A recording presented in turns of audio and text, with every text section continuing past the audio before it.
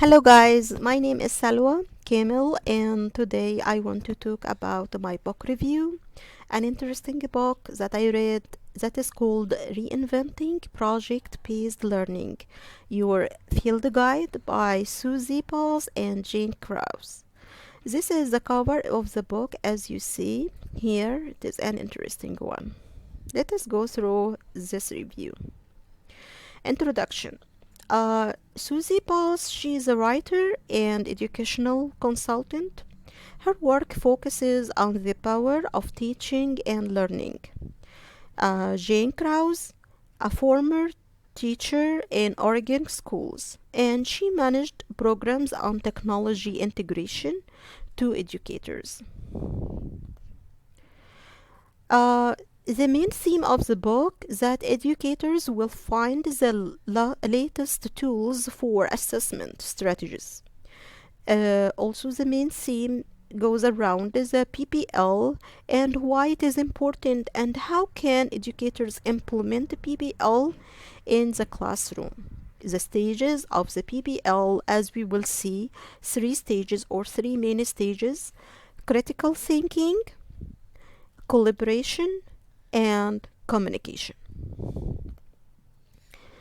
PBL, what this mean or what does it stand for? So as we see, P for project, B for based, and L for learning. PBL is a teaching strategy in which the students are actively engaged in the learning process. PBL teaches students many skills like problem solving and other life skills like time management and critical thinking. How to implement PBL after I read the book? It was one of the important theme of the book, how to implement PBL as a teacher. So there are 4 steps or 4 stages. We can go through them. First, begin with driving a question that is usually aligned with the learning project, the learning objective. And inquiry process to let the students to ask and answer questions. Then find solutions to the questions that they answered and to the driving questions that they started with. Make their project public with the community. I mean that they need to share their project with the members, other members in the community, like their parents or their friends. This is a visual image in order to make it clear for you guys to understand how it is going. PBL starts with a question, inquire, voice, and choice. It means to collaborate, the students collaborate together, need to know still they are working together, revise and reflect, and then to share or to make it public with the community. Context of the book. Both the writers of the book were working in the educational field, and this is what makes their book a very rich one with life experience in the classroom. Teaching PBL has increased. This is my opinion, my personal opinion, that I tried to connect with what we see nowadays, COVID-19. Because the students, they don't want to get information as they want to know or how to learn life skills. I mean by life skills is that to increase their critical thinking and their way to or their skills to solve problems. The thesis of the book. Both teacher and student can navigate new strategies of working together. The students will unaffected see their teacher trying new strategies. And it is important to create a professional learning community.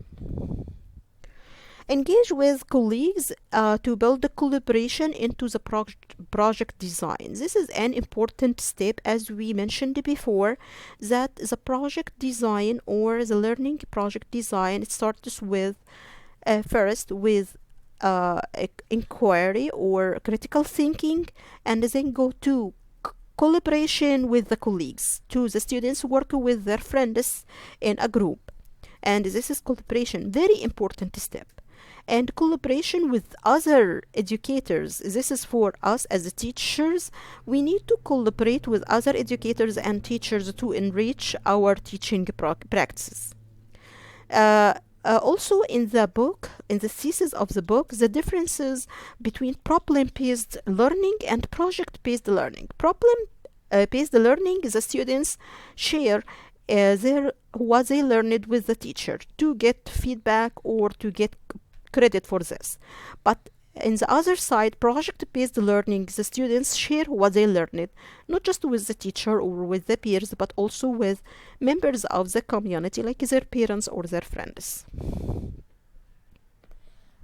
Summary of the content. The book is an exciting book that should be a guide for any teacher. It guides the teacher or the reader in easy steps in each chapter to go through a real world project. The most important chapters in the book that I read and I loved it was project management strategies for teachers and learners.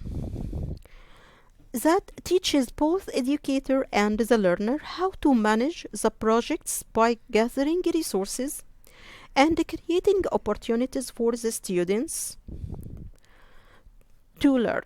The book explains in details how to launch a project and its implementation strategies.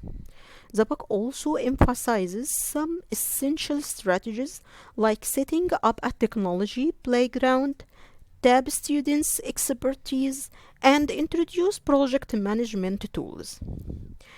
Also, screencasting in the book was presented in details how to help your students and why to offer it or to present it to your students.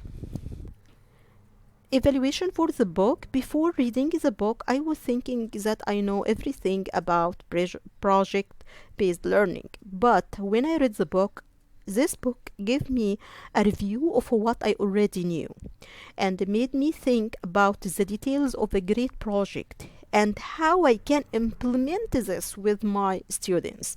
How can I modify a project to meet the needs of my students? As I am working with special needs students, I need to modify and accommodate every project to fit their own needs. The need to be aware of implementing PBL in my classroom. Learning project-based learning is one of the essential requirements in a school district now. All the school districts, all the schools, all teachers now, they try to change what we used to use to teach our students, to make the students, instead of being just the passive learners, to be active learners, to know how to use the strategies and the thinking to solve their problems.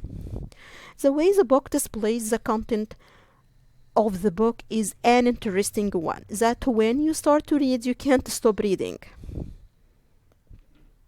It is like a trip that you go through from one station to another, from one chapter to another, and you reach the end. Your guide in the trip is your field guide, that is the book. For the conclusion, the main goal of the book is to increase the awareness of the importance of the PBL in our classrooms, to build the communication and to branching out what we learned. This means that once the learning happens, as teachers, we should have further goal. This goal is to extend the target beyond the classroom. Our goal after this, it should be to transfer what we learned to other members or in the community or to other educators. What we call it exchanging ideas or communication. By using the digital tools, we will be able to encourage our students to share their work and to encourage exchange their ideas, and this is, as I mentioned before, communication, or the last step of PBL. The book emphasizes the importance of the PBL outcome versus the traditional learning outcome. By implementing PBL, teacher puts the students on a path that deepen their knowledge and build their skills, the skills they need in their future.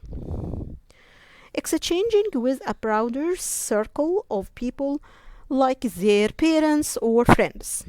I like that the book goes beyond the students and how they can exchange their experience to include the teacher and all educators to practice their projects. Are the references I used in my book review. I wish you have a look on it, and thank you for listening.